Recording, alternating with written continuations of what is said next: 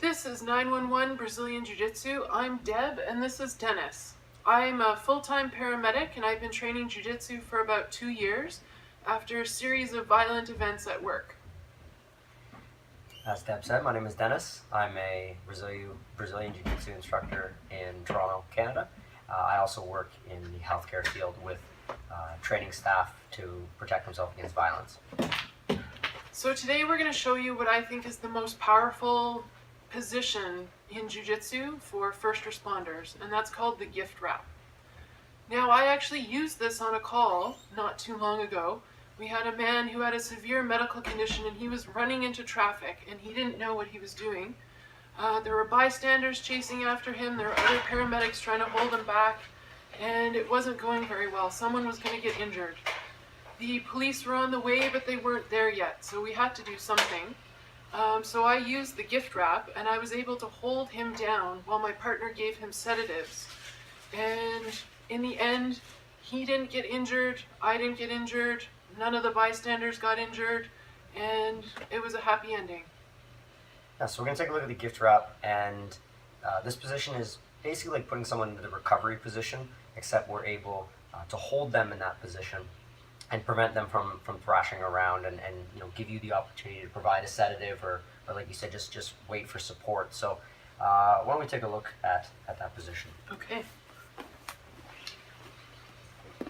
So when you were first telling me about the incident that happened, you were saying that you did have some supporting staff who were there to help you as you transitioned into the gift wrap. Yes. So let's work on that assumption. If I do have a little bit of support, but it's not enough to completely control the person, here's what I can do, and here's what you did. So we had somebody holding down or attempting to control your legs, and same thing with the arm on the other side. And you came in from this side and you turned the patient up onto their side and got in nice and close. Okay. Then I'm going to pass the arm across the front of their body. Hand's going to reach in behind and hold on nice and tight. I'm going to keep my hand right here. This is going to prevent Deb from being able to turn away from me or towards me by using this control. Stepping over the top and positioning myself above the person. From here, I don't have to put weight down, so I can make sure that I'm keeping them safe and I'm not restricting their breathing in any way, shape, or form. But I can maintain control of the position and keep everybody safe.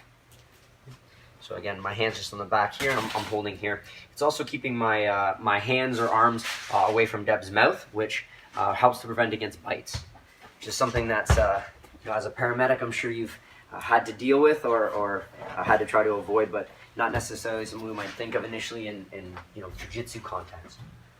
Yeah, absolutely. I mean, when people are scared and they're confused, they tend to do whatever is instinctual, and one of those things is biting.